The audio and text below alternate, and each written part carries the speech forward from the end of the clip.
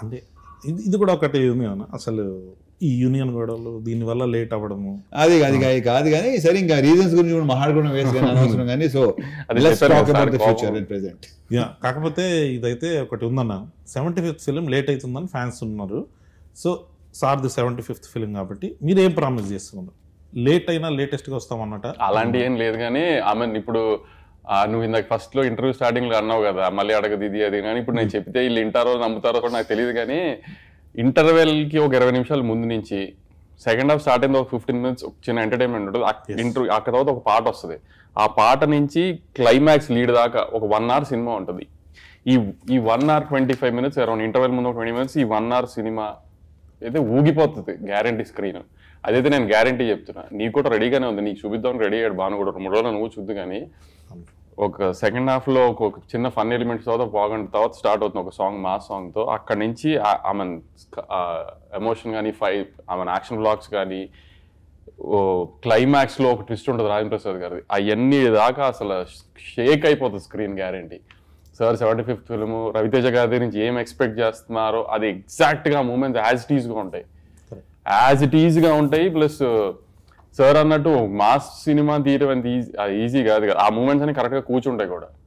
అని ఇప్పుడు నా సినిమా కూడా నేను చెప్తున్నాను అనుకుంటారు జనం, కానీ నేను అంత కాన్ఫిడెంట్ గా చెప్తున్నా. లేదు, నేను ట్రైలర్ చూసినప్పుడు మీది రాజేంద్ర ప్రసాద్ గారిది హిలేరియస్ గా అనిపించింది, చాలా బాగుంటుంది అదంతా. నేను అదే నీకు ఇంటర్వెల్ ముందు 20 నిమిషాలు ఎందుకు చెప్తున్నానంటే మిగతా అదంతా ఇప్పుడు రవితేజ గారి స్టైల్ ఒక ఎటకారం కామెడీ ఉంటుంది కదా, అదంతా ఉంటుంది ఫస్ట్ హాఫ్ అంతా. ఆ కామెడీ ఆ సెన్స్ లో వెళ్తూ ఉంటుంది, కూల్ గా రిలాక్స్డ్ గా వెళ్తూ ఉంటుంది.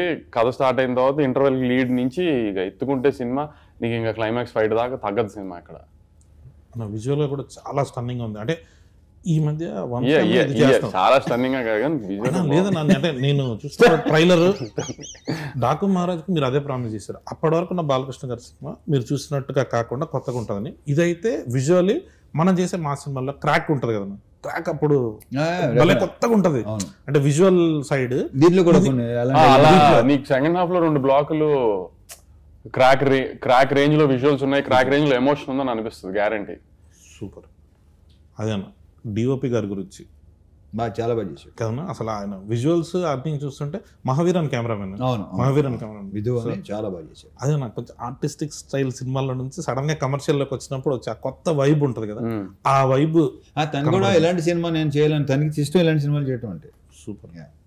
నేను క్లైమాక్స్ సెట్కి నేను వచ్చాను, అప్పుడు చూసినప్పుడు ఆ action block, climax action block ఎక్స్ట్రాడినరీగా వచ్చిందని ఫీలింగ్ నాకు. చూసినప్పుడు అనిపించిందా? అది అసలు సెట్ లో చూస్తున్నప్పుడు చూసి చెప్పు. డెఫినెట్లీ, థ్యాంక్ యూ అనే. ఇంకొకటి అంటే మెయిన్గా మనం వస్తున్నప్పుడు డ్యాన్స్ గురించి మాట్లాడితే, సో మీకు శ్రీలీల గారికి సెట్ అయినట్టు ఇంతవరకు చాలామంది హీరోయిన్స్తో మీరు చేశారు, కానీ శ్రీలీల గారితో డ్యాన్స్ అంటే మాత్రం ఒక ఎగ్జైటింగ్ ఉంటుంది. అంటే తను సూపర్ డాన్సర్, అది అందరికీ ప్రత్యేకంగా చెప్పక్కర్లేదు. అసలు యాక్చువల్లీ ఇంకొక మేజర్ డాన్స్ నెంబర్ రిలీజ్ చేయాలి, అది రిలీజ్ దగ్గరలో రిలీజ్ చేద్దామని అది హోల్డ్ చేసి సాంగ్ అవ్వాలని కోరుకుంటున్నా.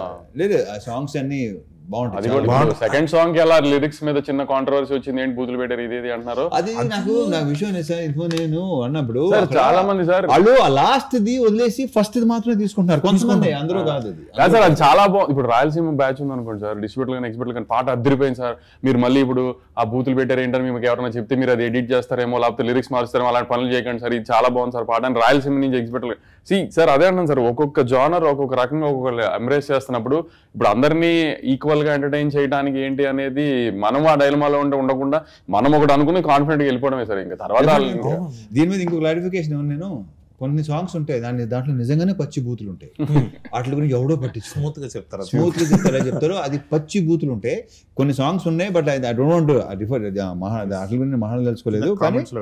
డెఫినెట్ గా అమ్మని అక్కని అని గాళ్ళు మొక్కిపోతా అది వదిలేస్తున్నారు. ఏమిటండి ఆ సాహిత్యం ఏంటండి అనుకున్న కొంతమంది ఉంటారు, వాళ్ళు అలా అనుకుంటూ ఉంటారు. రేపు థియేటర్ లో చూస్తారుగా ఆ సాంగ్, లాస్ట్ సాంగ్ లో కూడా ఎటకారమే చేసాం, ఫుల్ ఎటకారమే. ఇప్పుడు దానికి కూడా కాంట్రవర్సీ వస్తుంది, దానికి కూడా తిడతారు, కానీ దాంట్లో కూడా ఎటకారమే చేసాం. అది last song commercial song, mass mass beat, dance number, set number, లీలాను రవితేజ గారు ఎరగదీసేసి డాన్స్, అది తర్వాత రిలీజ్ దగ్గర రిలీజ్ చేద్దాం, అది కూడా కాంట్రవర్షియల్ లిరిక్సే మళ్ళీ. కాంట్రవర్షియల్ కాదు, కాకపోతే ఏంటర్ ఎలా ఉంది అని అంటారు కదా. Controversial కాదు. ఏదో కొత్తగా ఉంటే ఫస్ట్ ఒక చిన్న ఉంటుంది. టెన్షన్ వస్తుంది. ఏది దేనికైనా ఏంటిది? ఉంటుంది. కరెక్ట్ కళ్యాణ్కి ఏదైనా కొత్తగా ఏది ఉన్నా సరే అనుకుంటారు. ఏదైనా అంతే. కొంచెం మళ్ళీ